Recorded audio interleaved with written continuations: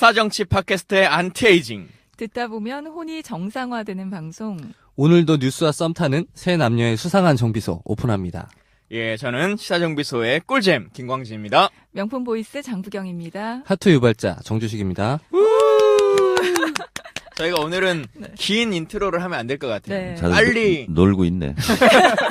빨리 초대 손님을 소개시켜드려서 순위를 좀 팍팍 올려야 된다라고 하는 생각을 갖고 있습니다. 정청래 의원님 모셨습니다. 여러분 안녕하십니까. 시대의 참 정치인 정청래입니다. 생각보다 좀 짧은데요. 참 방송인 같으신데요. 그게 한 50가지 정도 돼요. 짧게 10가지만. 우리 청래당 네. 공식 팟캐스트 청래시대 할 때는 이렇게 하죠. 여러분 안녕하십니까. 진정한 정권 교체와 민정부 수립을 위한 청래당 공식 팟캐스트 청래시대 그 6번째 시간을 시작하겠습니다. 이렇게 하죠. 별로다. 별로다. 네. 식상하다. 우리 깨다. 우리. 역대 그 청래당에서는 별로다 이런 말 안 해요. 별로당. 이렇게 별로다. 얘기해요. 저희가 일단 오늘 그 정청래 효과라고 하는 것이 진짜 있는가 없는가라고 하는 것을 확인해 볼 수 있어요. 다른 뭐 파파이스나 뭐 아니면 뭐 이런 방송 나가시는 것은 정청래원이 안 나가도 원래 순위가 높아. 네. 그래서 이게 그것과는 달라. 비교할 수가 없어. 네. 안 나간 적이 없기 때문에. 근데 이 순위가 좀 낮은 방송에 나와서 과연 이것을 몇 위까지 끌어올릴 수 있느냐. 정청래 출연이라고 하는 걸로. 이게 이제 진짜 정청래 효과를 증명할 수 있는 거죠. 지금 정청래 의원님 표정이 지금 긴장이 역력합니다. 아니, 긴장하지 않았고요. 참 예언인으로서 몇 위 예상하십니까? 순위가 20위 정도 갈 건데 그 정도 되면 20위는 저희도 원래 해요. 원래 예. 최고 저희 등수가 16위까지 16위까지 그러면 10등 정도 하면 시사정비소의 지분은 51% 저한테 넘기세요. 좋습니다. 네. 지분 예, 저희가 좋습니다. 3명 다 합쳐서 때문에. 49% 하죠. 좋습니다. 예. 수익은 마련할 수 있도록 정청래 의원님이 힘써주시는 수익은 걸로. 제가 다 마련하겠습니다. 예. 네. 그래서 몇 등? 내가 정청래 효과로 몇 등까지 끌어올릴 수 있다. 10등. 10등. 오. 여러분 기대해 보시고 그 문재인 캠프에서 요즘 보면 정청래 SNS 본부장 이런 그 얘기들이 언론에 막 나오는데 네. 과연 정청래 효과로서 SNS 효과가 있는지 그 저희의 순위를 한번 본 다음에 판단을 다시 한번 해주시길 네. 바랍니다. 팟빵 순위 10위 안에 들지 못하면 정치적으로 중대 결단을 하도록 하겠습니다. 출마하시는 건가요? 대선 출마. 아니 불출마를 고려하고 있어요. 지금. 불출마를. 왜 남들은 다 출마 선언을 하는데 불출마 선언을 하는 사람이 없어? 있어요. 누가 있어요? 출마하는 분들. 누가? 뭐 파워수 시장님도 계시고 뭐 많이 계시지. 이게 김광진 의원님도 이번에 불출마 선언하시잖아요. 저는 강제적으로 불출마. 불출마 선언 했어요? 전 나이가 안 돼가지고 출마를 할 수가 없습니다. 나이가 안 돼가지고. 네. 여기서 하나 여쭤봐야 되겠다. 비선이라고 항상 주장하시거든요. 비선 실세 맞나요? 문재인의 비선 어디 실세. 비선 실세요? 문재인의 정청래의 비선. 비선. 내가 모르고 있어요. 그 비선 실세가 아니에요. 정청래의 비선이죠. 정청래. 인정하세요? 박쥐 같아. 나의 비선이 될지는 하는 거 봐서. 비선이 그래도- 되면 어떤 특전이 주어지나요? 눈에 보이지 않는 그런 이익을 주죠. 그래서 본인이 몰라요. 왜 정청래 의원의 책 있잖아요. 응? 엄청 팔릴 것 같았는데 별로 안 팔린 책. 네. 제목이 뭐죠? 사용법. 국회의원 사용법. 네, 그 책에 가장 먼저 등장하는 국회의원 누군지 아세요? 누굽니까? 누굴 것 같아요? 김광진이겠죠. 당연하죠. 이게 뭘로 비선 등장해요? 실세의 힘이에요. 뭘로 등장해? 무슨 네? 역할로? 가장 괜찮은 국회의원. 그래서 잘 안 팔리는 거예요. 그건 사실이에요. 네. 그건 사실인데, 네. 이제 거의 뭐 끝물이니까 공개해도 되겠어. 16,000권 정도 나갔대요. 나쁘지 않네요. 네? 많이 나쁘지 나오네. 않네요. 나쁘지 않은 게 아니라 좋은 거지. 그러니까. 16,000건요. 오, 그러니까 정치인 인쇄가 책 어. 근데 지금도 나가고 있어요. 그래서 대선 때까지는 2만 권 정도를 돌파하지 않을까. 나는 근데 원래 3만 권 정도는 그냥 바로 나가겠지 생각했어요. 김광진을 좀 뒤로 뺐으면 한 2만 5천 부까지 올라갔을 텐데 너무 앞으로 빼셨다. 그게 아니라 책에 내 얼굴 사진이 없어요. 얼굴을 넣었으면 3만 권은 좋게 나갔을 텐데 출판사에서 전략 미스야. 띠지에만 간신히 넣었어. 원래 제가 책의 앞에 있지는 않았어요. 근데 출판사에서 또 그것도 앞으로 여가지고 출판사가 잘못한 게 맞네. 그러니까 김광진, 진성준, 뭐 김현 이런 사람들 이름 들어가가지고 손해 많이 봤어요. 그 가장 먼저 나온 사람 얘기할 때 꼭 저는 이제 저라고 주장을 하고 네. 김효기 의원은 자기가 가장 먼저 나왔다 이렇게 주장을 해요. 그래가지고 확인을 해봤더니 둘 다 사실관계는 맞아. 책 내용에는 제가 가장 먼저 나오고 김용익 의원은 서문에 이런 얘기를 쓰실 때 가장 먼저 자기가 등장했다는 거예요. 그 문재인 대통령이 되잖아요. 예. 그러면 그 책에 제 책에 나왔던 언급된 거명된 이름들 있잖아요. 네. 그분들을 우선 중심으로 관직 배분을 하려고 생각합니다. 그 정도의 힘이 있으신가요? 어이, 대단한 분이 오셨다. 아니, 내가 인선은 내가 다 할 거야. 벌써부터 이 농공행상을 입에 담느니, 근데 인선을 해서 올릴 텐데 낙점이 되고 안 되고는 난 잘 모르겠어. 자, 오늘 이렇게 얘기를 시작해 볼 텐데요. 네. 뭐 여러 가지 정청래 의원을 통해서 묻고 싶은 것들도 많이 있지만 그래도 또 가장 먼저 궁금한 게 언론에 이제 SNS 본부장이라고 하는 이름이 이제 직함이 나온 거잖아요. 문재인 캠프에. 네. 그것에 대한 정확한 사실관계는 어떻게 되는 건가요? 부탁을 받은 게 사실이고 네. 오래 전부터. 그리고 하여튼 수락을 한 것도 사실이고. 네. 네. 수락 연설 한번 해주시죠, 이 자리에서. 그러나 우리는 모든 것은 나 같은 거물들은 함부로 공개하면 안 된다. 그래서 이미 다 공개가 공개는 좀 미뤄달라. 공식적으로. 됐다는. 그래서 그건 좀 늦춰달라. 음. 이렇게 지금 얘기된 상태. 근데 SNS 본부장이라고 하는 게 네. 느낌으로 보면 조금 격에 안 맞는 거 아닌가요? 저는 격을 따지지 않아요. 그 바로 구태 정치예요. 격을 따지는 것이. 그래서 나는 백범 김구 선생처럼 민주 정부 수립을 위해서라면 문지기 비서라도 하겠다. 문직이 약간 이중적인 그 그래서 의미가 있는 것 같은데. 저는 뭐 지위, 직책, 뭐 명함 이런 거 따지지 않아요. 근데 제 생각에는 국회의원들 중에서 가장 SNS를 잘 활용하시는 분이 정 의원님이신 것 같아요. 김광진 아니에요? 네. 박지원. 네?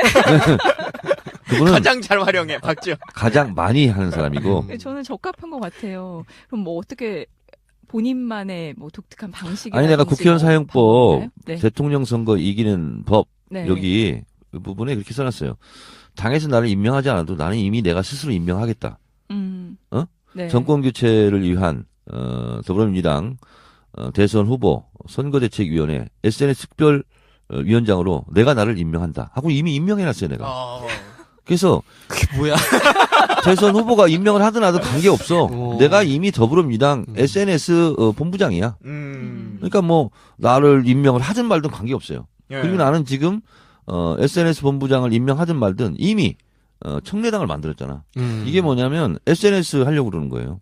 그리고 이미 여러 가지 뭐 카페라든가 이런데 카페직이라 이렇게 해서 딱 어레인지를 하려고 지금 생각하고 있어요. 그리고 팟캐스트 김광진은 아직 거기 못 끼는데 1등부터 10등까지 팟캐스트를 네. 한번 또 모여서 정권 교체를 위해서 우리가 주별로 토픽을 정해서 꼭 네. 그대로 하는 건 아니더라도 대체로 이런 흐름과 방향으로 하자. 이것을 할 사람은 나밖에 없어. 김광진이 모이자면 안 모여. 그럼요. 안 모이죠. 그래서 돈이 그걸 없어요, 이미 모여서 밥을 그래서 먹을 이미 그거는 누가 뭐 나한테 하라고 하든 말든 내 스스로 네. 이미 하고 있어요. 근데 이제 그건 최종적으로 경선 후보가 정해졌을 때를 말씀하시는 거고 경선 중에는 문재인 캠프에 가겠다라고 지금 말씀하시는 거잖아요. 왜 콜을 받았죠. 문재인을 선택하게 됐는가? 문재인을 왜 선택했냐고요? 뭐 다른 데서 콜이 안 왔나요? 왔죠, 다. 다 까시고 선택하신 거네요. 뭘까? 그러니까 뭐 이재명한테도 콜이 왔는데 까고 뭐 이런 건가요? 이재명은 이제 내 정치적 제자잖아요. 그러니까 거기는 뭐 그 캠프에 있는 친구들이 다 내 친한 후배고. 격이 맞지 않아서. 네, 그 초선 때 보좌관이 거기 핵심이에요. 이재명 캠프는. 그래서 그냥 가끔가다 훈화 말씀 정도 내가 이렇게 하고 있고. 뭐 안희정 지사 쪽도 네. 그 핵심들이 제 후배들도 많이 있어요 여기. 네. 그래서 둘 다 친해요. 근데 인간적인 친소 관계는 친소 관계고 또 대인은 대이고 그렇기 때문에 네. 우리는 이상하게 인간적인 친소 관계에 의해서 움직이는 것을 너무너무 제가 이렇게 싫어해요. 그건 그거고 이건 이거다. 그래서 정권 교체를 위해서 누가 제일 필요하고 네. 좀 안정감 있게 정권 교체를 이룩할 수 있는가 그것이 오로지 판단 기준이에요.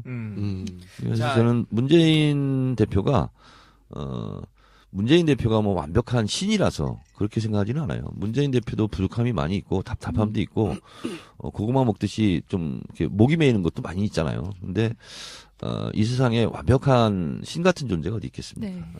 부족함이 없어서가 아니라 그 부족함이 있다면 그것을 내가 메워야 되겠다. 이런 자세로 문재인과 함께 정권교체를 하자. 이런 생각. 가벼운 인사의 말씀을 쭉 들었고, 근데 어쨌든 모셨으니까. 내 얘기가 가벼워요 이렇게? 인사의 말씀. 역사적으로 인사의 묵직한 예, 내용 아니야? 또 현안에 대한 그 궁금증들도 있잖아요. 그렇죠. 그 경선에 대한 여러 가지 흐름들도 있고 그런 것들을 진짜 어떻게 보고 계신지 네. 라고 하는 것도 여쭤봐야 될 것 같은데 네. 지금 이제 오늘부터 경선 인단을 모집하고 있지 않습니까? 그러면은 당에서 한 200만 정도가 될 거다 하셨는데 SNS나 당원의 민심을 이렇게 보자면 어느 정도의 참여가 지금 예상되세요? 잠시만요. 그 전에 네. 저희 정청래 의원님 출연하신다니까 저희 후기 게시판에 예. 뭐 이런 요청을 올려주신 분들이 예, 계세요. 네. 한 분이 이런 말씀하셨어요. 그러니까 정 의원님 혼자 말하게 두면 안 됩니다. 이분 흥분할 가능성이 있어서 제지가 필요합니다. 그래서 장부경 PD님이 정 의원님이 흥분할 때마다 이렇게 제지를 해달라 뭐 이런 요청을 하셨어요. 나는 그런 분이 아니에요. 난 흥분하지 않고요. 아, 흥분하는 사람은 이제 정봉주. 어. 항상 흥분 상태죠.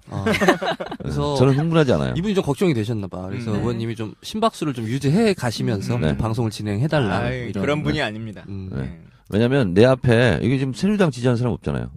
있을 수도 있어요. 아 그래요? 네. 뭐. 그런 네. 사람이 눈에 띄면 갑자기 동공이 확대되면서 맥박이 뛰기 시작하고 그러는데 네. 여기는 그런 사람이 없는 것 같아.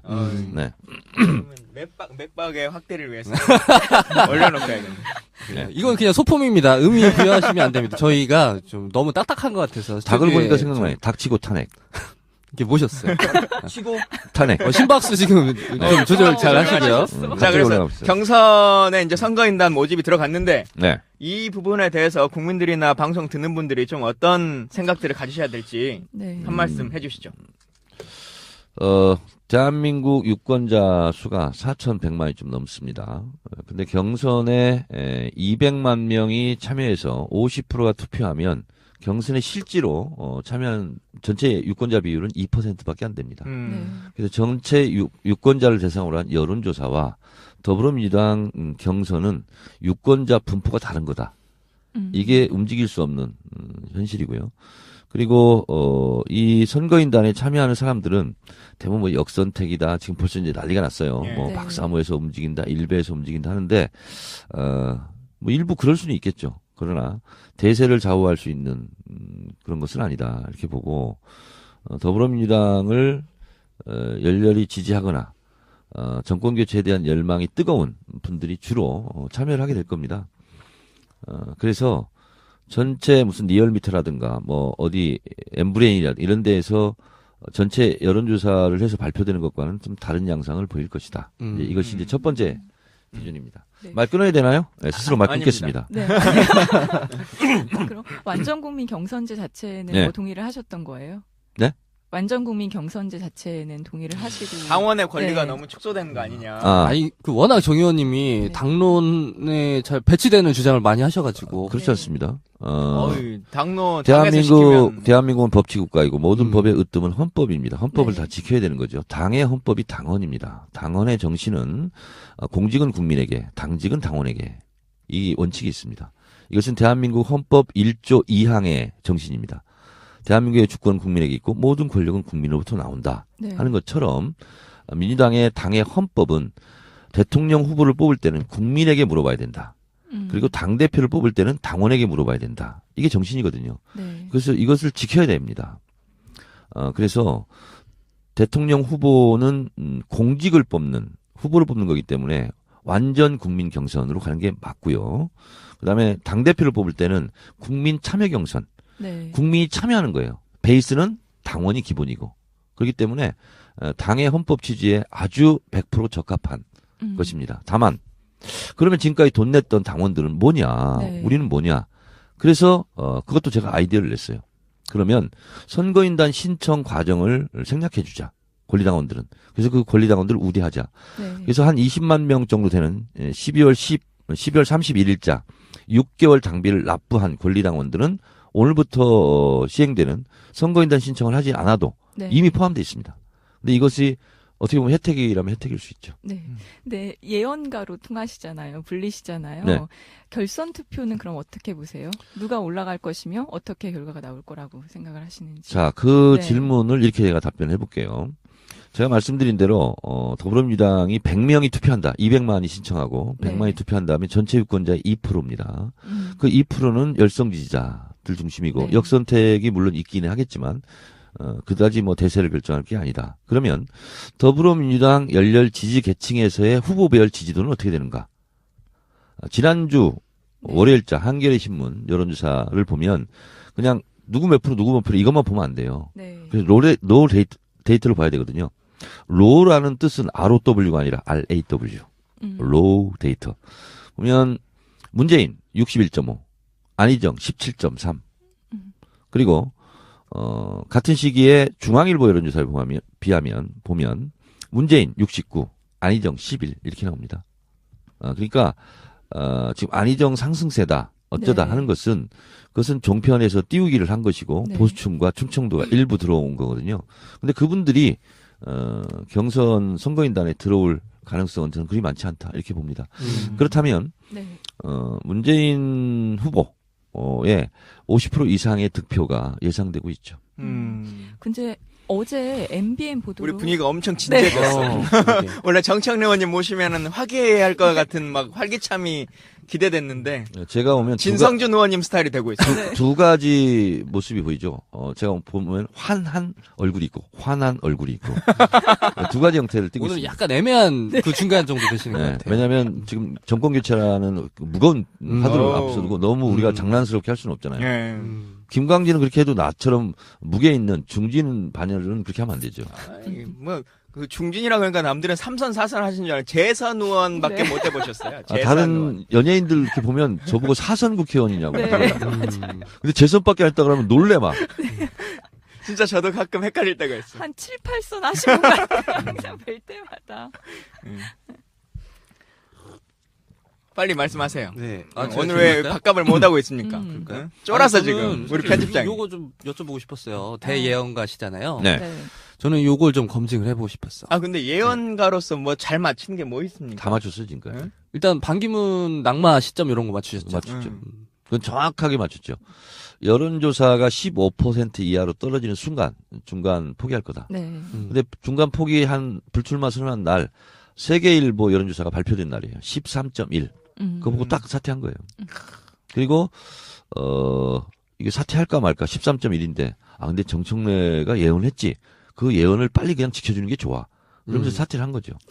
이건 무슨 점점 그러니까 내가 예언을 미국으로 가고 하면 있습니다. 네. 긴가민가 하다가도 내 예언대로 해야 되겠다. 그래서 내 예언을 따라줘요 대체적으로. 시사정비소가 10위 안에 든다는 예언이 꼭 현실화. 그럼 그렇게 예언하잖아요. 되기를. 그러면 이 예언이 틀리면 어떡하지? 우리 크게 걱정되는데. 그럼요. 정청래 의원이 중대 결심한다는데 우리 이거 맞춰줘야 되는 거 아니야? 그래서 맞춰줘요. 그러니까 당원들이 움직이는 거죠. 그렇죠. 청래당 당원 여러분. 그러니까 내가 이렇게 기대하겠습니다. 예언하는 것은 강력한 메시지예요. 그렇게 만들어라. 좀 지나면 메시아인데요? 막 이름을 3번 외쳐라 이러는 거 하는 거 아니에요? 그래서 저는 거기서 좀 10이 좀 더 나가서 시사정비소가 네. 어느 시점에 1위에 올라설까? 불가능합니다. 확실하십니까? 불가능해요. 아, 그건. 이건 제가 보기에는 좀 촉이 좀 나도 1위는 못할 것 같아 솔직히. 그래요? 1위는 어떻게? 저는 좀 약간 신뢰도에 의문이 네? 들면서 일위는 다른 못하지. 다음 질문 넘어가겠습니다. 전혀 불가능한 거니까 그것은 꿈도 꾸지 마시고 그러면 최대로 올라가면 7등 정도 올라갈 수 있어요. 제가 그러면 왜? 7등, 내가 7등. 왜 7등이라고 얘기하는 줄 알아요? 김어준 휴가 가고 김용민 어부집이 병원에 입원하고 어. 그리고 정청래가 해외 출장 중이고 정봉주 어디 뭐? 어? 정봉주랑 나랑 이제 같이 가는 거지. 그걸 이제 전제로 하면 7등까지 올라갈 수 있어요. 저희가 2달 안에 이 정청래 의원님의 대예언을 저희가 격파시키는 모습을 보여드리도록 난 하겠습니다. 그건 안 될 것 같아. 안 돼. 된다니까 이렇게 자신감이 없어 이 사람들. 자, 격파를 하다가 깁스할 수 있어요. 아 네. 저는 그 손가락 분고 꽂아요. 왜 세심해서 안정적으로 그냥 10위권 해요. 아니, 안정적인 된다니까. 10위권. 자, 질문. 네. 오늘 주제가 사실 요거였어요. 정청래 의원님 모신 이유가 네. 이게 많은 사람들이 좀 설마 하는 게 하나 있잖아요. 탄핵이 기각되면 어떻게 될 것인가. 네. 그 기각은 중에서 될 것인가? 그 중에서 아니면, 만약에 기각이 된다고 한번 우리가 상상을 해보자는 거죠. 기각이 되면 박근혜 대통령이 어떤 액션을 취할 것인가. 요거 자, 한번. 저는 네. 탄핵은 인용된다. 그리고 네. 3월 9일 날 된다. 이미 제가 12월 9일 날 예언하셨죠. 국회 탄핵 네. 가결 시에 네. 예언을 했고 네. 우주의 행성의 주기를 다 살펴보고 네. 그리고 이말 안 하면 훨씬 더 신뢰감 있을 것 같은데. 데이터를 분석한 결과 네. 나온 게 이제 3월 9일 네. 오후 한 3시에서 4시 사이에 이렇게 될 것 같은데 근데 이제 이것과 무관하게 네. 박근혜 주변에 많은 사람들이 탄핵을 기각시키는 것이 네. 목표고 내지는 최대한 지연시키는 게 네. 목표죠. 그런 흐름은 포착되고 있습니다. 그래서 박근혜 대통령의 1차 목표는 3월 13일을 넘겨라 네. 이거죠. 그래서 이정미 재판관 퇴임 때까지는 어떻게든 수단과 방법을 가리지 않고 침대 축구를 하자 이런 거죠. 좀만 있으면 막 넘어지고 막 시간 끌고 네. 침대 축구 들어봤어요? 저 중동 애들이 잘하는 거잖아요. 네? 중동 애들이 잘하는 거. 그래요? 네. 네. 남아메리카에서도 굉장히 잘하는데 그렇죠. 중동에서 잘한다는 이유를 3가지 말해보세요. 세 가지. 일단 그 아이들은 공환증이 있어. 한국이랑 붙게 되면 일단 들어놓고 보잖아요. 이런 프리미어 게. 리그에서도 침대 축구는 있어요. 그렇죠. 네. 근데 왜 공환증이라는 것을 얘기하지 마세요. 지금 이유가 안 돼. 질문 이상해. 아랍 물어보셨잖아요. 지금 네. 아랍권 애들이 아랍권- 우리랑 붙었을 때 침대 축구 하는 이유. 아무튼- 우리랑 붙었을 때 우리랑 네. 안 붙었을 때도 해요. 그렇죠. 그건 조건이 네. 안 돼. 그러니까 음. 빨리 꼬랑지 자, 내리고 얼른 사과하세요. 주제로 알겠습니다. 네. 뭔 얘기했었죠? 침대 축구를 하고 있다. 네. 지금. 그래서 이제 그게 목표예요. 그러면 이제 7명이 남잖아요. 그러면 2명이 그 기각 쪽에 네. 그 의견을 내면 5대2로 이제 부결되는 거죠. 우리로서는 최악의 시나리오고 거기서는 최상의 시나리오죠. 네. 1차 목표가 그것이고요. 그다음에 최종 목표는 박근혜 대통령은 사실은 구속 피하기예요. 네. 구속 수감되는 것을 제일 원하지 않겠죠. 그래서 박근혜 대통령 세력 쪽이 도대체 무슨 꿈을 꾸고 있을까 하는 것을 제가 탐정 소설처럼 네. 어제 발표했어요. 이게- 페이스북에 쓰셨죠. 그렇죠. 봤습니다. 2017년 2월 14일 정청래 태제를 이제 발표했는데 음. 그들은 무엇을 꿈꾸고 음. 있는가? 무서운 음모의 시나리오. 네. 그래서 기각이 되잖아요. 네. 그러면 촛불이 2~3배로 더 나옵니다. 네. 그래서 국정 공백, 대혼란 이런 걸 얘기를 뭐 나오겠죠. 네. 그러면 30년 전 87년 6월 항쟁처럼 갑자기 제2의 6.29선을 준비를 해요. 네. 이제 국민을 속이는 속이구선언. 그다음에 그걸 수습한다 하고서 영웅을 하나 만듭니다. 그 영웅을 황교안으로 황교안. 만들고 네. 그리고 대선을 치르려고 하는 음. 음모다. 그럼에도 불구하고 박근혜에 대한 구속 이 부분은 열기가 높을 거 아니에요. 대신 짜웅한다. 여야 협상한다. 그래서 박근혜는 대통령도 지냈고 그 정치적 대타협을 통해서 정치적 사면을 하자. 그래서 구속을 면하게 하자. 그래서 뭐 이승만처럼 잠깐 해외에 나가 있게 하자. 네. 뭐 이렇게 할 수도 있는 거죠. 네. 그들이 꿈꾸는 거예요. 박근혜로서는 구속만큼은 피하고 싶을 거예요. 네, 맞아요. 예.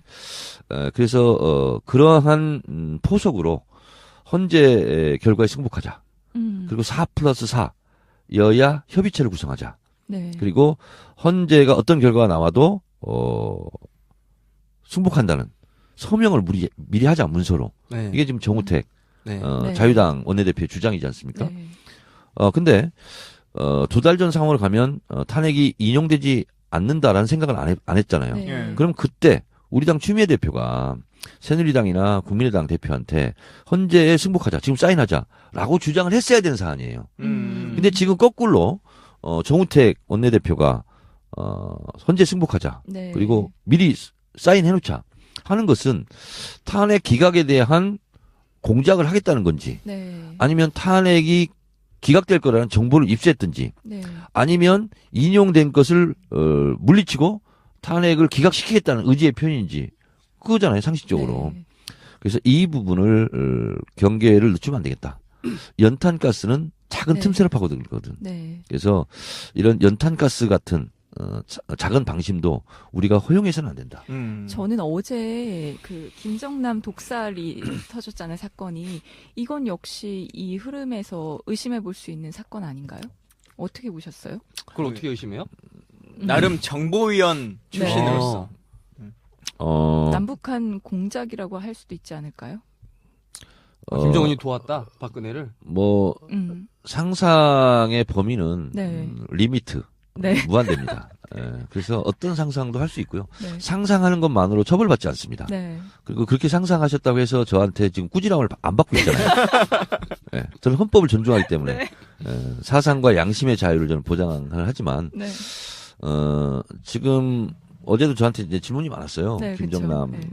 이 사망의 사건에 대해서 조금 지켜봐야 되겠다 이런 생각이 들고 사실은 어떤 사건이 발생할 때 이건 거대한 음모이고 CIA 공작 아니냐 뭐 예를 들면 이런 사건도 많아요. 그러나 네. 그것은 전혀 그렇지 않은 우연히 그냥 자빠져가지고 콕 깨져가지고 그쵸. 죽는 경우도 그런 경우도 있고 많죠. 그렇기 때문에 조금 지켜봐야 되겠고 말레이시아 지금 병원에 지금 안치돼 있다니까 네. 이제 뭐 부검이나 이런 걸 하겠죠. 그러면 그 결과 발표를 좀 보고 판단을 해야 되겠다. 이럴 때는 섣부른 예측이 오히려 더 안 좋은 경우가 있습니다. 네.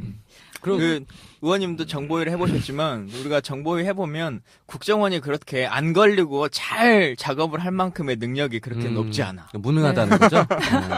그렇게 유능하지도 않아요. 네. 지난번 롯데호텔 그거에서도 걸렸잖아요. 노트북 음. 그거 잠깐 그 벌려다가 응? 그쵸. 꼭 걸려. 국정원은 뭘 해도 걸려. 나는 가끔 가다가 이렇게 콧구멍 파다가 걸린 적이 있어요. 본회의장에서 카메라 기자들한테.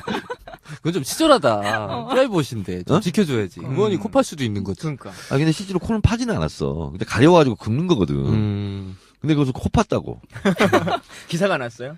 어우, 진짜. 코도 좀 팔 수 있지. 대단하다. 코 판 걸로 기사날 맞아. 정도면 이건 거의 뭐 거의 대통령급이야. 그렇죠. 음. 북한으로 치면 김정은 내가 어느 정도로 언론에서 많이 나를 다뤘냐면 2015년 2015년에 다음 실건 53일 연속 1위.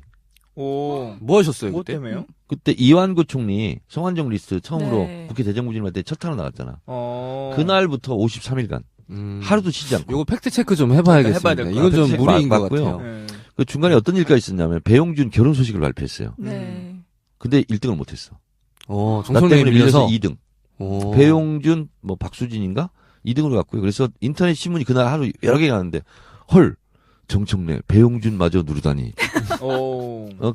그 정도였고 2015년 다음 1년 토탈 인기 검색 순위 1위? 10거를 발표했어요. 네.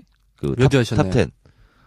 내가 7위 했어요. 우와. 1위가 강정구, 5위 손석희, 6위가 유재석, 그 밑에 누가 있나요? 7위 정청래, 8위가 누군지 아세요? 누군가요? 이민호, 이민호. 꽃남. 네. 9위가 추신수. 그걸 다 외우고 있어.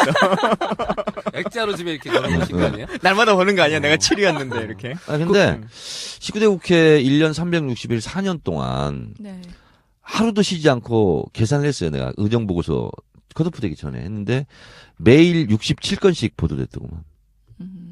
평균으로 치면요. 정치인들은 그 맨날 자기가 그 검색하죠. 자기 자기를 이름. 검색해 본다니까. 근데 4년간 다 따졌어요. 링크에 네. 걸린 걸 했더니 저를 보도한 건수가 67건이야. 하루 그거 평균. 다 쉬고 있었던 보좌진들 67건 곱하기 365 곱하기 4.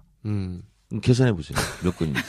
많이 했네요. 예, 많이 열심히 하셨습니다. 네, 예. 김광진은 몇 건이야, 일평균? 모르겠어요. 0.1건? 그 정도는 넘죠, 그래도. 저도 꽤 그래도 기사화는 많이 됐으니까. 근데 뭐 악성 댓글은 본인 1등이라며. 악성 댓글 1등이죠. 65만 개? 하루에 65만 개. 예. 악성 보도 얘기하면 사실 빼놓을 수 없는 것 중에 하나가 이제 정청래 의원님도 그렇고 저도 그렇고 아직까지 이제 종편 출연 네. 이제 안 하시죠? 안 하는 뭐 이제 그걸로 워낙 선지자적 입지를 갖고 계시고 또 지난 18대 선거 때는 문화일보 때문에 네. 좀 낙선의 아픔까지 막 있는 분이시잖아요. 종편 출연에 대한 고민과 생각 좀 어떠세요? 근데 이번에 MBN 판도라에 참여하시게 네. 여기서 말하는 종편은 이제 현재는 TV조선과 채널A 라고 하는 걸로 우리가 좀 국한할 필요성이 있는 거죠. 제가 정치권에 들어온 지 14년째 되는데요. 조중동하고 인터뷰를 단 한 차례도 한 적이 없습니다. 네. 없고요. 그리고 종편 탄생 비화가 있어요. 17대 국회 때 2004년도에 제가 만들었던 신문의 자유와 기능에 관한 법률안, 신문법 일명, 네. 그걸 제가 대표 발의해서 재정법으로 만들었어요. 네. 그래서 조중동을 비롯한 모든 언론사, 신문사는 경영자료를 공개하는 것을 의무화했어요. 그러니까 전체 발행부수, 유가부수, 구독료 수입, 광고료 수입을 신문발전위원회에 1년에 한 번씩 의무적으로 공개하고 잘못된 것은 직권으로 조사할 수 있게 그리고 과태료를 매길 수 있게 신문사로서는 가장 하기 싫은 일이죠. 왜? 네. 광고료는 실제로 배달 부수하고 관계가 있는데 실제로 절반까지 차이가 나요. 예를 들어서 200만 부를 찍었는데 90만 부만 배달돼요. 네. 그럼 일명 광고가 그동안 1억씩 받았는데 실제로 배달되는 부수가 90만 부다. 그러면 4천만 원으로 떨어져요. 그렇기 때문에 경영상 굉장히 치명상을 입거든요. 그래서 공개하는 것을 두려워합니다. 그러면 그 찍어놨던 것들은 배달 안 된 것들 그냥 태워요? 없어요? 폐지창으로 가면 폐지창. 바로. 네, 그것을 버리는 값보다는 광고료에서 얻는 이익이 더 크니까 그런 악순환 구조 그걸 끊어야 되겠다. 그러니까 신문사에서는 뭐 너무 싫어하는 거죠. 네. 그게 이제 주의했고 그게 이제 주요한 조항이고 또 하나는 뭐냐면 독과점 신문사는 방송을 겸영할 수 없다. 네. 그러니까 종편이 안 된다 이런 거죠. 그 법을 만들어서 종편을 하고 싶었는데 못 하고 있었어요. 네. 근데 제가 18대 때 낙선을 하고 나서 제가 없는 가운데에서 MB 정권의 미디어학법 날치기 처리 네, 기억나시죠? 그렇죠. 네. 그 미디어학법 날치기 처리가 뭐냐면 정청래 신문법을 찢어버리는 거였어요. 15조, 16조를 삭제하면서 그러니까 이제 법적으로 이제 그 조항이 없어지니까 그래서 탄생한 게 종편이에요. 네. 그러니까 저로서는 그것이 더더욱 나갈 수가 없었죠. 근데 제가 19대 국회 때 이제 MBN만 나갔어요. 네. MBN은 원래 보도 채널로 있다가 네. 이제 종편으로 그렇죠. 진출했잖아요. 그래서 MBN만 제가 출연했어요. 그러면 조중동 PD 작가들이 전화가 와요. 아니 거기도 종편인데 MBN은 나가고 왜 우리는 안 나오세요? 내 맘이야. 그렇게 이렇게 뚜렷한 기준 같은 건 없으신 거네요. 그냥 네? 마음대로 그냥 나가시고. 아니 설명하려면 지금처럼 복잡하잖아요. 그러니까 퉁쳐서 내 맘이야. 이렇게 하고 이제 끊었는데 특히 이제 뭐 종편에서 저한테 엄청나게 섭외 요청은 많았어요. 네. 그리고 그렇죠. 1시간짜리 독상 스페셜 프로그램을 만들어서 방영하겠다 어쨌든 하는데 다 거절했어요. 다 거절했는데 사실은 손석희 앵커 뉴스룸 있잖아요. 네. 제가 두 번째인가 초대 손님이었어요. 첫 번째가 아마 안철수였던 걸로 기억하는데 두 번째 저가 초대 손님이었는데 아니 출연하라고 그러더라고요. 그래서 원래 나 안 하는 거 알지 않냐 했더니 손석희 앵커가 진행하는데 나와야 되는 거 아니냐고. So what? 왜 나가야 돼? 손석희면 손석희지? 그랬더니 그래서 손석희 앵커가 진행하는데 나오셔야 되는 거야. 나 안 나가. 그래서 안 나가고 김구라가 진행하는데 나가신 거예요? 그래서 이제 그리고 그 다음에 또 이제 거절을 했어요 제가. 그래서 손석희는 손석희고 정청래는 정청래다. 손석희는 손석희의 길을 가면 되고 정청래는 정청래의 길을 가면 된다. 그러다가 우리 또 뜻이 맞아서 한 길에서 또 만날 수도 있는 거 아니냐. 그렇게 이제 입장을 취하고 있었어요.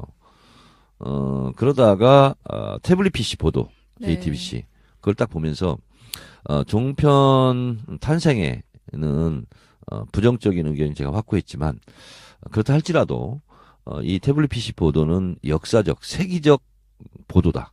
네. 그렇다면 JTBC에 한해서는 내 마음을 풀어야 되겠다.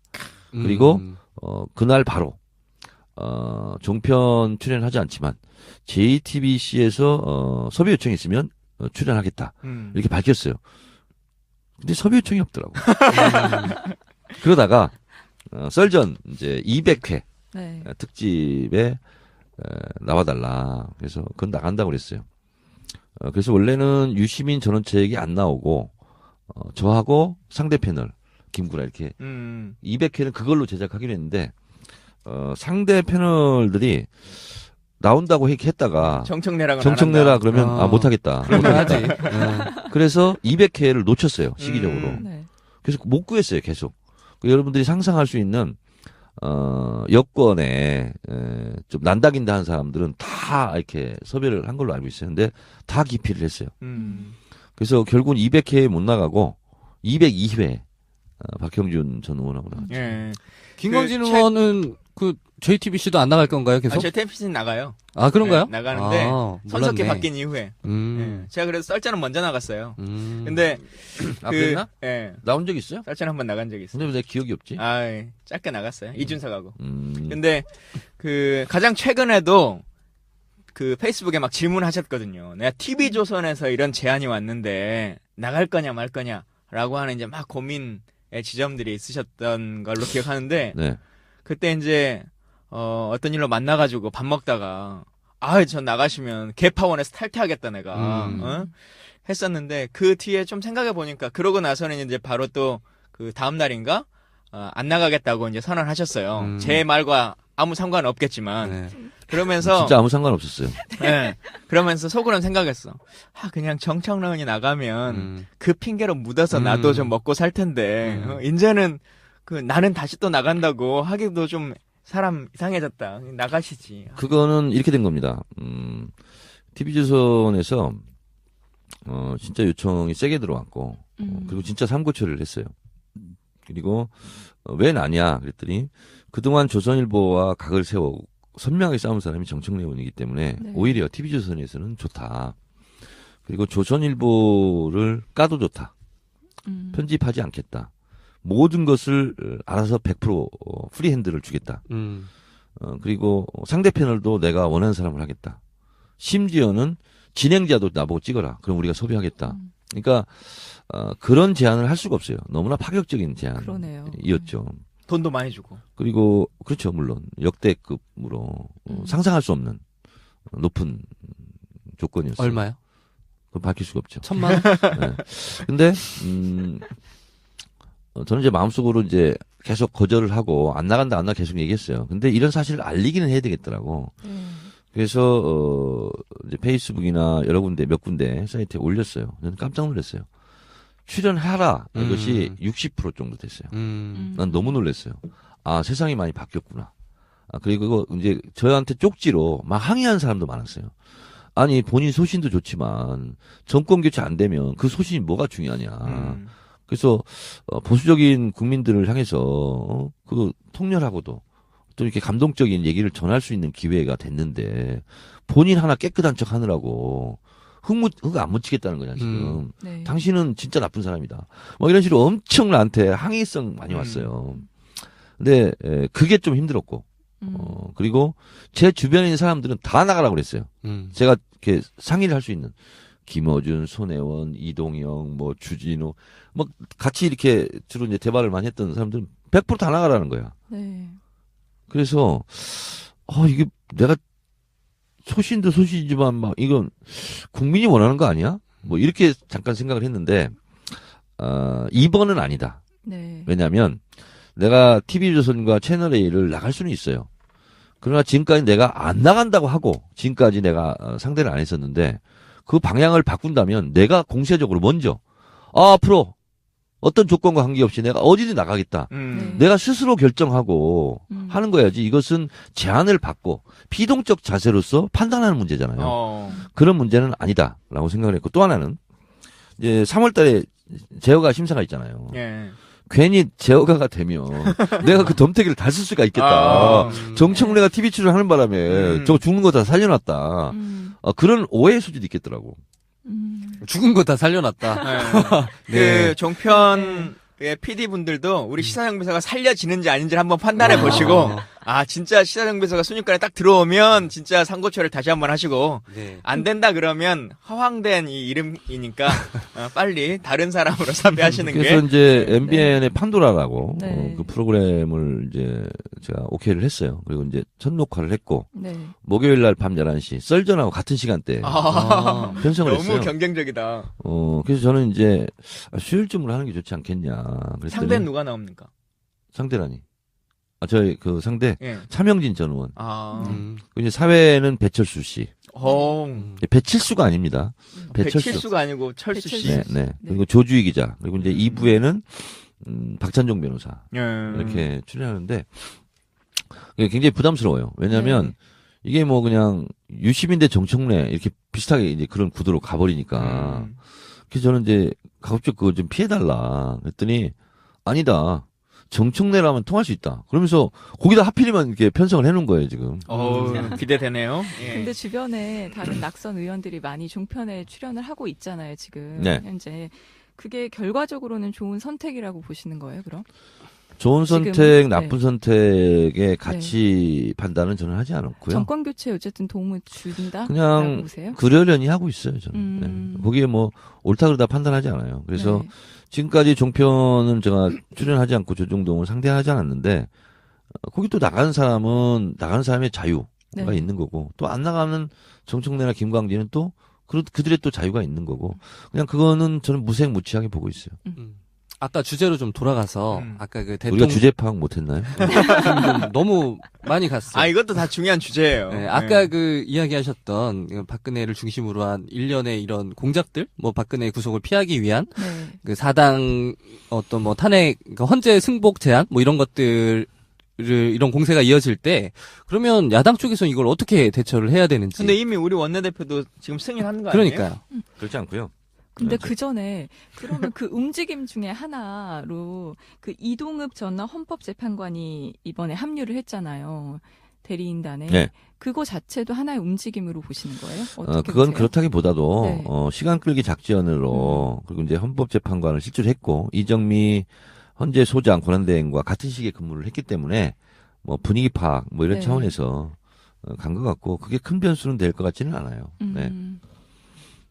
다만 새누리당이 이렇게 말도 안 되는 얼치기 없는 이런 짓으로 나오고 있는데 이럴 때 더불어민주당이 해야 될 말이 있습니다. 국회 절대다수에서 탄핵을 했는데 지금 어디다 대고 지금 서명을 하라는 둥 말하는 둥 네. XX 이렇게 해야 돼요. 근데 그 제안을 그렇게 하지 않았잖아요. 아 그러니까 네.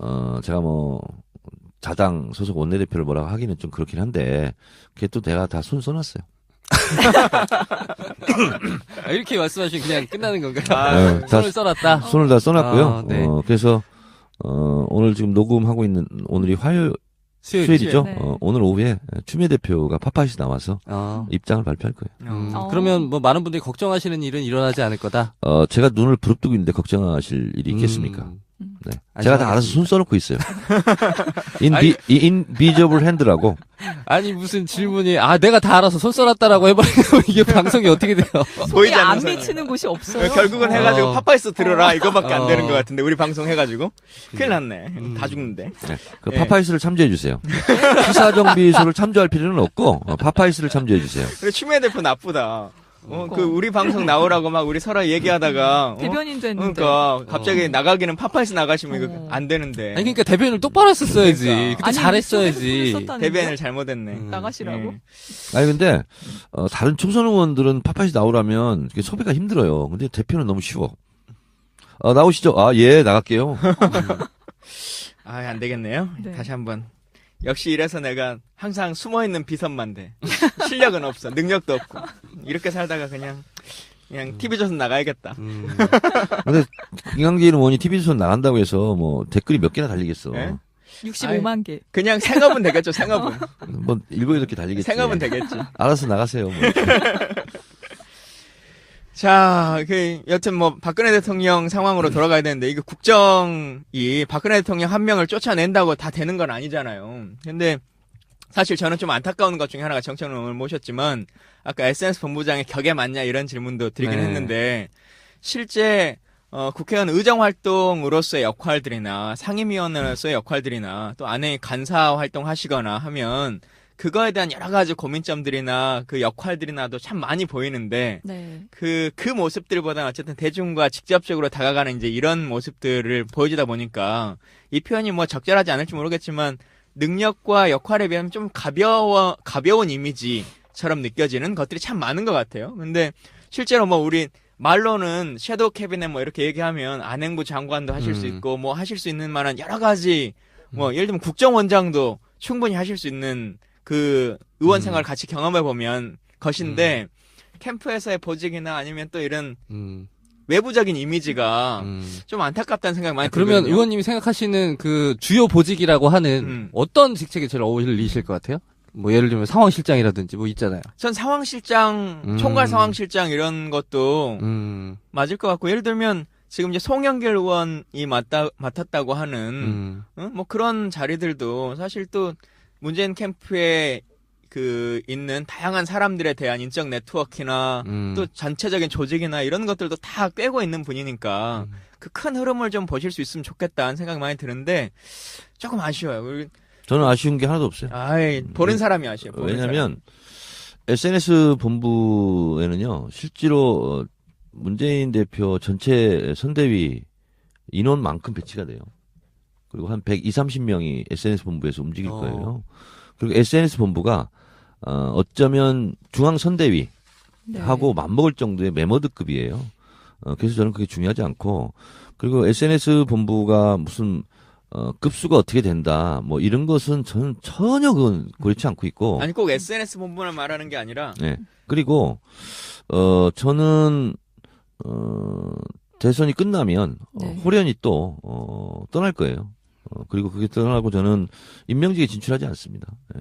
그리고 그런 데에 대한 전혀 뭐 사심이나 떡고물 뭐 이런 거 바라지 않고 국물 한 숟갈도 저는 바라지 않아요. 저는 국민과 직접 만나서 국민과 직접 이렇게 소통하고 대화하고 그런 것을 원하지. 뭐 누구 하나 뭐 자리 하나 저는 이런 것은 전혀 그렇지 않고 있고, 오히려 저한테 그런 부탁이 들어오더라도 다른 분 하라고 저는 양보를 충분히 할 생각이고, 그리고 저한테 또 그런 제안도 안 할 거예요. 예. 근데 그 임명직에 가지 않겠다라는 건 너무 섣부른 말씀하신가요? 저 여러 차례 얘기했어요.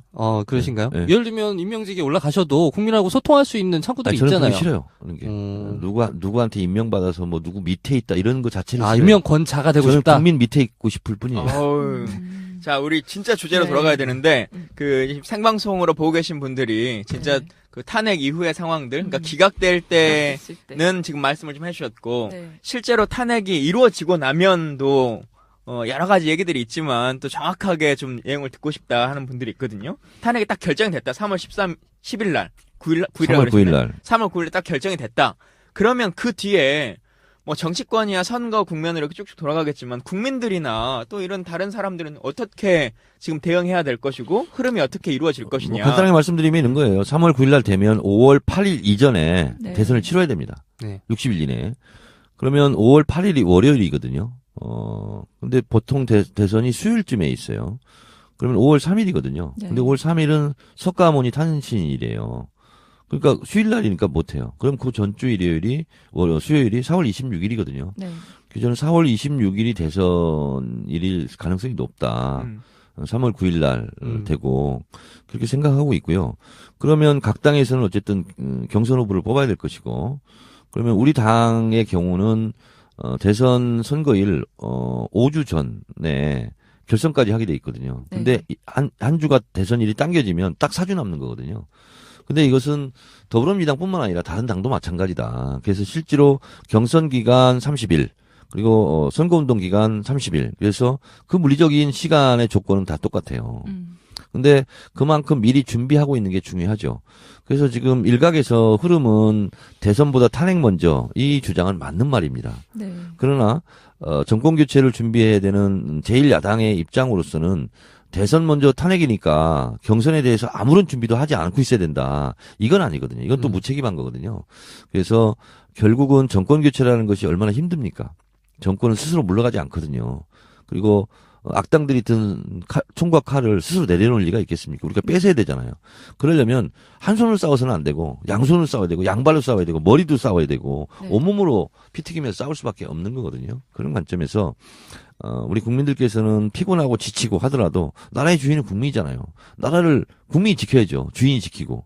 그렇게 해주시고, 또 구체적으로 그것을 프로세스를 밟아가서 정권을 교체해야 되는 합법적인 대선을 치러야 되는 또 당으로서는 또 경선도 준비해야 되고 그런 거죠. 그래서 대선보다 탄핵 먼저라는 말은 맞긴 한데 그러나 만사 부려 튼튼 유비무환의 자세로 당은 또 당대로 준비할 것은 준비해야 된다.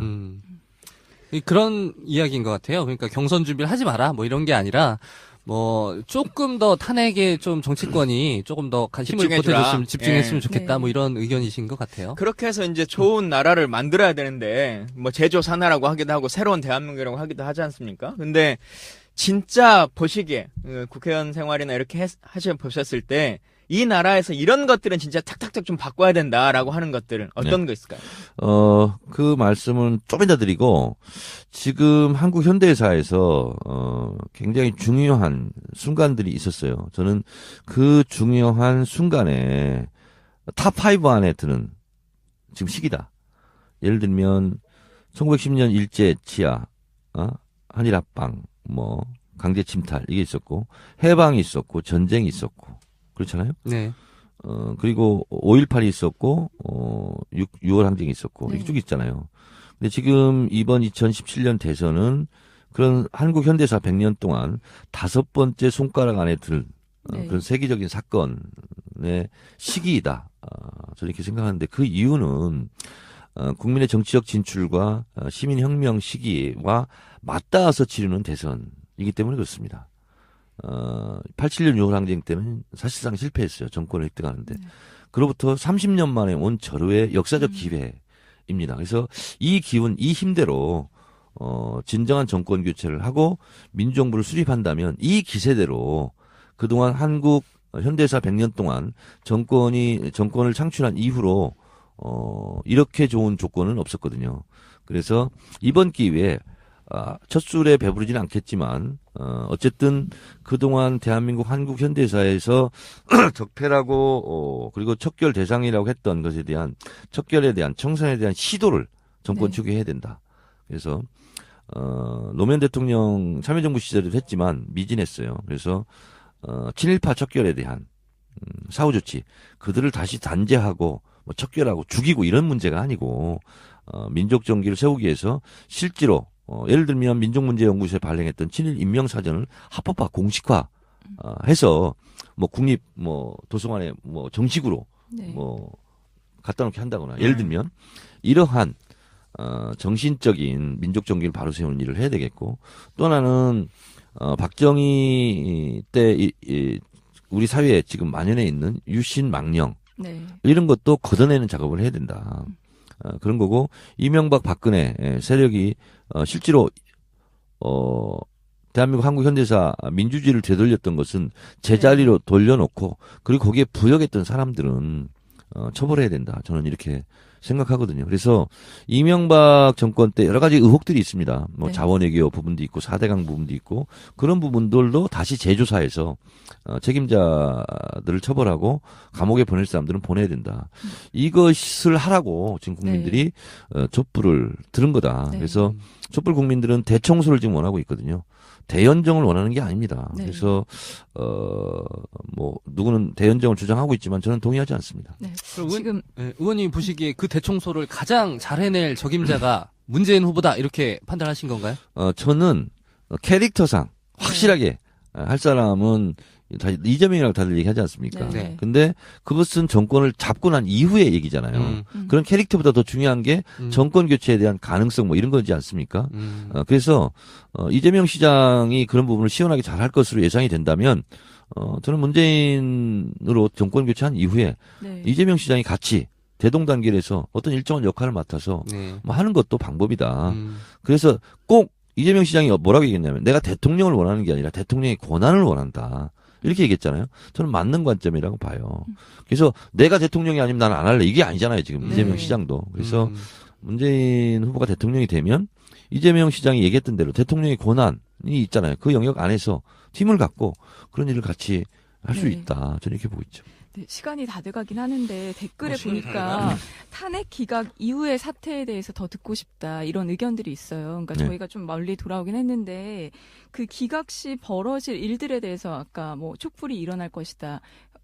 다 그 촛불의 민심이 더 커질 것이다 이런 얘기들을 했었잖아요. 네. 그거에 대해서 조금 더 깊이 한번 다뤄보고 싶다는 생각이 가정을 들어요. 안 하신 것 같아요. 네. 이런 거죠. 기각됐을 때 12월 9일 날 네. 국회에서 탄핵이 됐을 때 그 이전까지 촛불 들었던 국민들도 탄핵을 주장했지만 실제로 탄핵이 될까? 이것은 네. 반신반의했었잖아요. 네. 근데 촛불 국민들이 막 수백만이 모이고 뭐 연인은 막 1000만이 넘어가고 이러니까 국회의원들도 아 뜨거라. 이러다가 촛불에 타 죽겠다. 그리고 새누리당조차 탄핵에 동참했지 않습니까? 근데 그 이전까지는 누구라고 제가 말하지는 않겠지만 우리 당에서도 광장의 문화와 여의도의 문화는 다르다. 광장은 제도권 밖에서 해결을 원한다. 제도권 질서 안에서의 해결이 아니라 네. 퇴진, 탄핵 이런 걸 요구하지만 여의도에서는 제도권이기 때문에 제도권 안의 질서를 존중해야 된다. 뭐 그런 거 아니겠어요? 그러나 촛불 국민들은 질서 있는 어떤 합리적인 타협 이걸 원하지 않았거든요. 그래서 촛불 국민들은 제도권 안에 니네들만의 타협, 니네들만의 대화 이걸 원치 않는다라는 거였지만 결국 국민들이 이겼잖아요. 그런 것처럼 만약에 탄핵이 기각되면 네. 그것은 제도권 안에 합법적인 틀 안에서의 헌재의 결정이니까 존중은 해야 되겠죠. 그러나 그것과는 별개로 촛불 국민들이 원하는 것은 헌재를 탄핵하자 이렇게 또 나올 겁니다. 네. 지금 촛불 집회가 또 이렇게 막 커지는 가장 또 좋은 이유 중에 하나가 박원순 시장이 광장을 내주고 또 경찰들이나 이런 사람들도 평화 집회로 가고 있으니까 커질 수 네. 있는 건데 안행연을 해보셨으니까 만약에 실제 탄핵이 돼가지고 탄핵 기각돼서 대통령으로 다시 돌아온다라고 하면 박근혜 대통령은 본인이 가지고 있는 행정력이나 공권력을 거의 최대한 이용하려고 네. 할 거 아니겠습니까? 그러면 그렇죠. 경찰들이 바로 또 물대포 쏘고 뭐 하고 하는 상황이 초래될 수 있을 것인지 아니면 끝나는 정권이니까 국민 네. 편에서 이렇게 경찰 국- 병력이 바뀔까요? 네, 국민들이 생각하기에 어쨌든 박근혜 대통령이 보여준 행보를 보면 항상 복수의 정치를 보여줬단 말이에요. 그럼 이번 사태에 있어서도 가만히 있지 않을 거란 말이에요. 자, 저는, 피바람이 불 것이다 이런 얘기들도 있어요. 박근혜 대통령이 눈을 시퍼렇게 뜨고 있는 네, 현재 권력으로서 살아 있을 때도 그 권력이 무너졌어요. 네, 지금 무너진 권력이거든요. 헌재의 결정 여부와 관계없이 그 무너진 권력이 공무원들을 일사불란하게 지휘하고 통제하고 거기에 또 들러리를 서고 그러지는 않아요. 못해요 그건. 아 경찰력도 동원하기 힘들 못합니다. 것이다. 그건. 예, 지금 상태에서는 음, 영이 서지 않아요. 그리고 이미 네, 박근혜 대통령이 설령 여러 가지 최악의 시나리오고 상상하기 싫지만 헌재 탄핵이 기각된다 할지라도 대통령으로서의 존재감, 대통령으로서의 영, 뭐 이런 것은 서지 않아요. 그래서 그 부분은 뭐 박근혜가 만약에 청와대로 돌아가면 피해 보복을 할 것이다. 네. 저는 그것은 생각할 수는 있겠지만 그런 상황은 어렵다. 왜냐하면 공무원들이 말을 안 들어요. 공무원들이 얼마나 영악한 사람들인데요. 죽은 권력에 충성하지 않습니다. 자, 네. 우리가 생각했던 것보다 일단 기각이 탄핵이 될 것 같은 게 훨씬 더 높은 것 같아요. 그래서 네, 그쵸. 많은 염려들은 크게 안 하셔도 될 것 같고 우리가 마치기 전에 그래도 이분에 대해서 거론하지 않을 수가 없을 것 같은데 우리 김종인 대표는 대선 기간에 어떤 역할을 하실 것 같으십니까? 그 신경 쓰지 않아도 된다고 봐요. 우리 당 안에서 열심히 역할을 하실까요? 아무런 역할 못 할 거라고 봐요.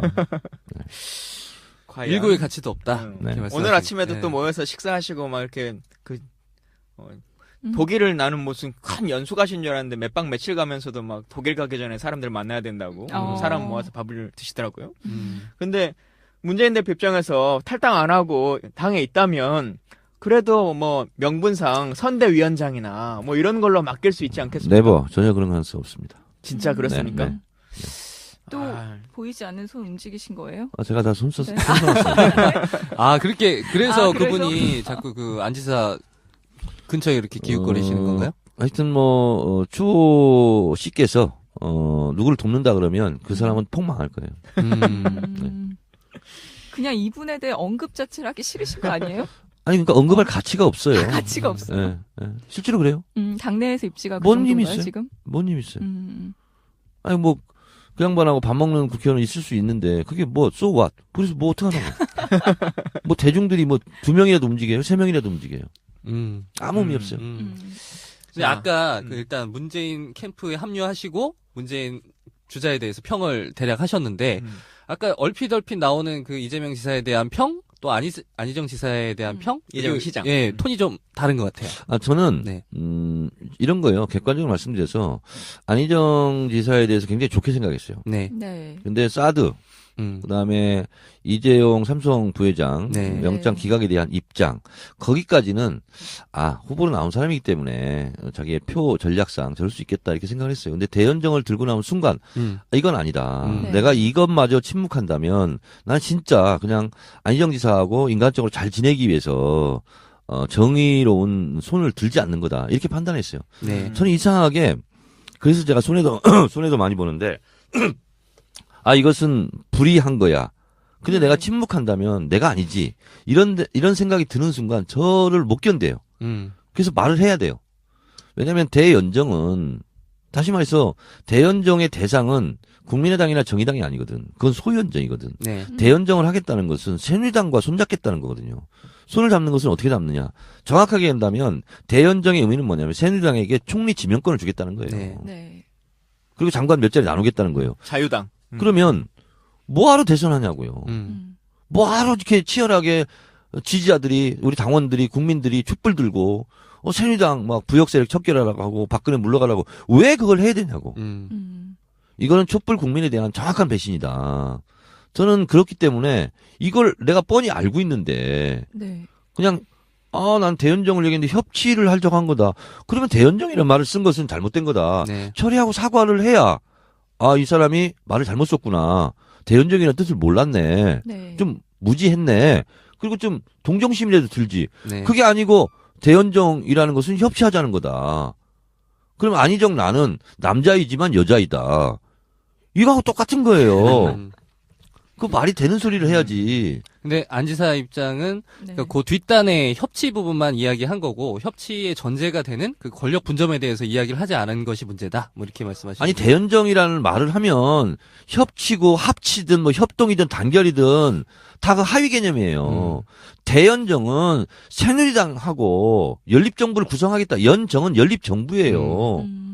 그렇잖아요. 네. 그래서 대연정, 소연정이 있어요. 그러면 소연정을 주장했으면 그건 야권 통합이에요. 네. 네. 그렇기 때문에 그건 반대할 이유가 없지.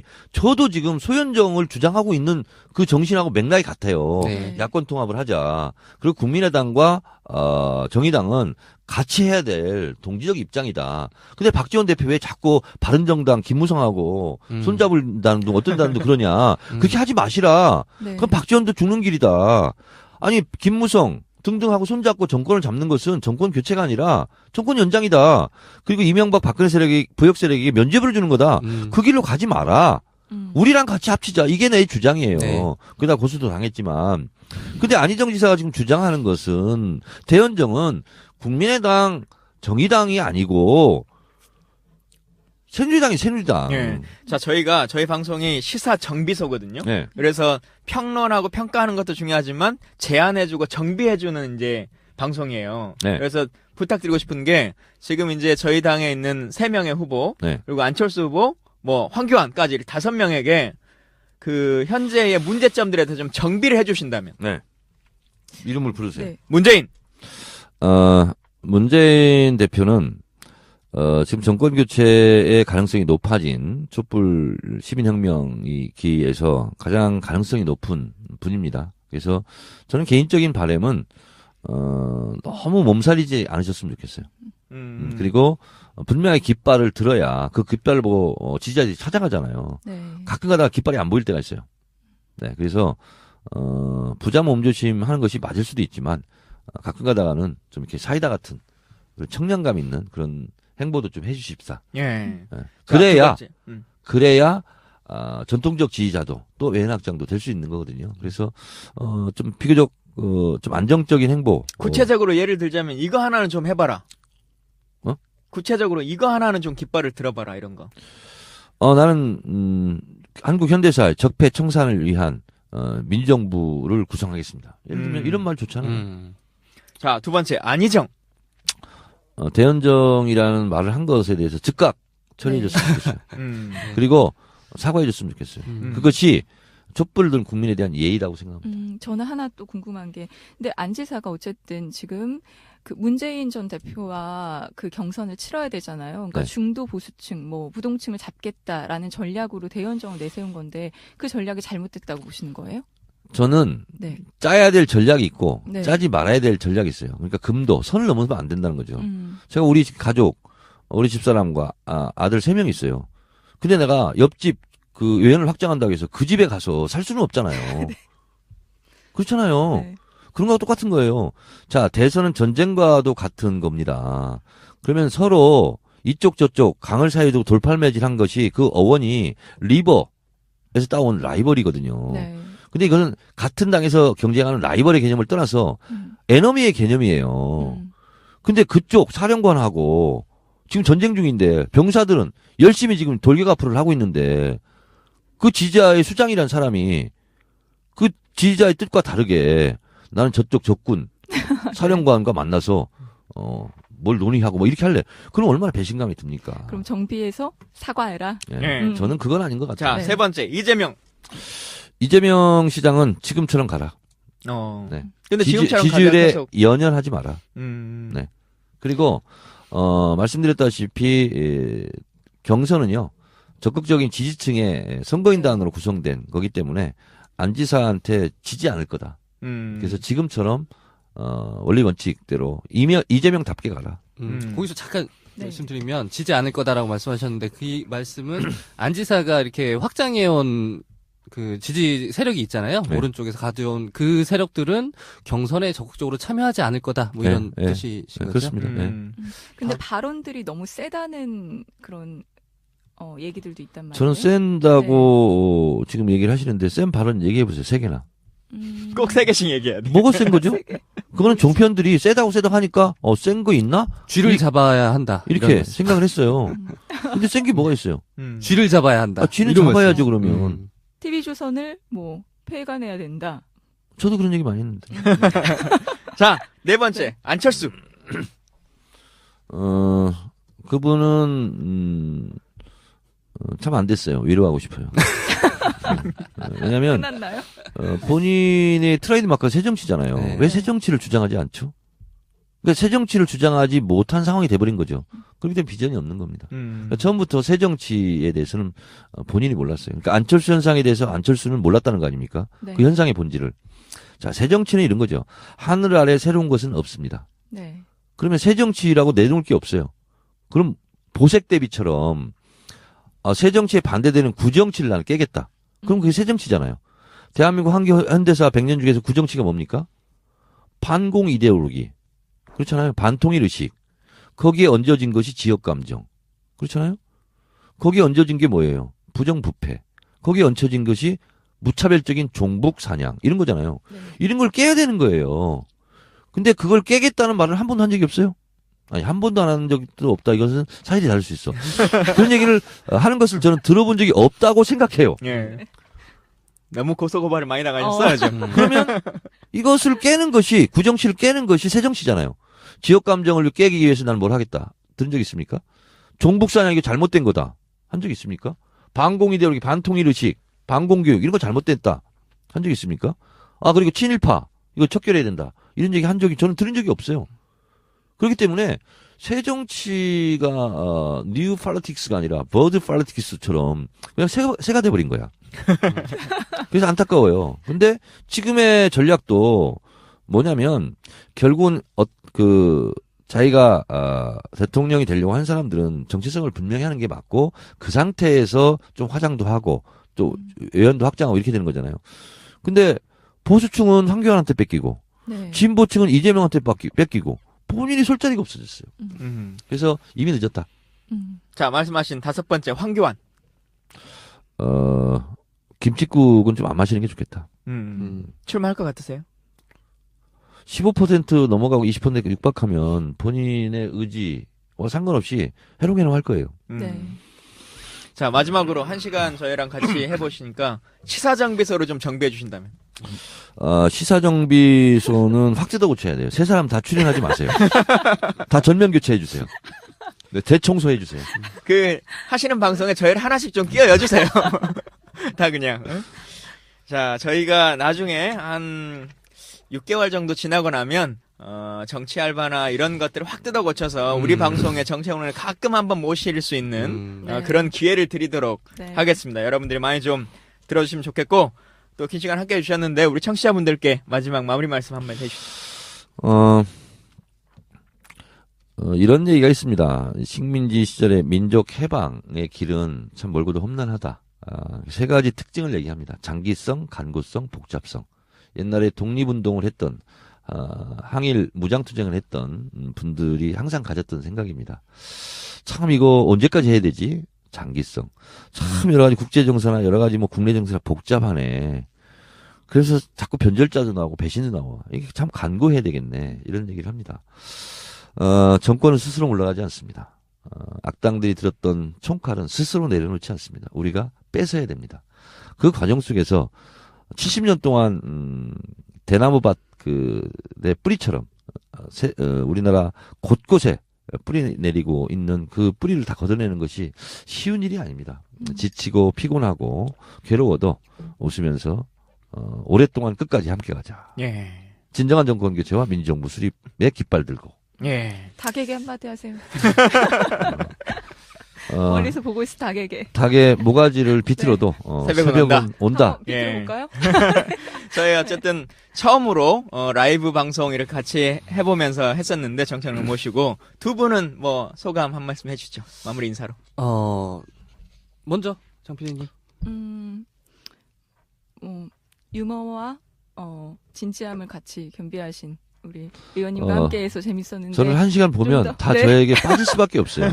빠지지 않는 것이 왠지 원칙을 지키지 않는 것 같은 그런 느낌이 든대요. 다음번에는 좀 더 깊이 있는 질문으로 의원님이 당황하시게 만들어 보겠습니다. 저를 기피하지는 마세요. 네. 저희 역대 그 시사정비소 출연 게스트 중에 저희가 정치 팟캐스트의 안티에이징이거든요. 30대 기수들인데 네. 최고령자로 이렇게 나오셨어요. 네. 그렇다 보니까 아무래도 뭔가 저희 정체성을 좀 상실하지 않았나 네. 이런 아쉬움이 들면서 네. 뭘 오늘 안 한 것 같아. 뭘 오늘 방송을 안 한 것 같아 했는데 그래서 다음에 한번 더 모시고 더 좀 깊이 있고 네. 더 좋은 내용으로 한번 진행을 했으면 아무리 좋겠다. 모시려고 해도 저를 모시기 어려울 겁니다. 제가 한번 책임지고 한번 제가 정청래를 그때는 저희 모시겠습니다. 비서진에게 연락하시고요. 네. 그리고 저를 잘 모시려면 한 가지 방법을 제가 가르쳐 드릴게요. 네. 청래당의 당원으로 가입해서 열심히 활동하면 같은 당원이 하는 건데 네. 총재로서 내가 나가야 되겠다 하고 자연히 나갈 수 있는 거예요. 그 어렵지 않은 그 방법이 있어요. 영업을. 역시. 근데 그 청래당이 아니 당 안에서 이렇게 공식 직함도 맡으신 분이 사당을 이렇게 운영하셔도 되는 건가요? 창립 취지가 뭔가요? 청래당. 창립 취지는 진정한 정권 교체와 민주정부 수립을 위해서. 그 민주당도 그거 하잖아요. 아니, 똑같이. 근데 민주당에도 여러 정치인들이 많잖아요. 근데 나는 정청래처럼 하겠다. 그래서 내가 청래당 이런 뜻이에요. 그래서 서방연대 뭐 이런 게 아니군요. 그렇죠. 그냥 내가 청래이다. 네. 난 정청래처럼 저렇게 활동하는 게 좋겠다.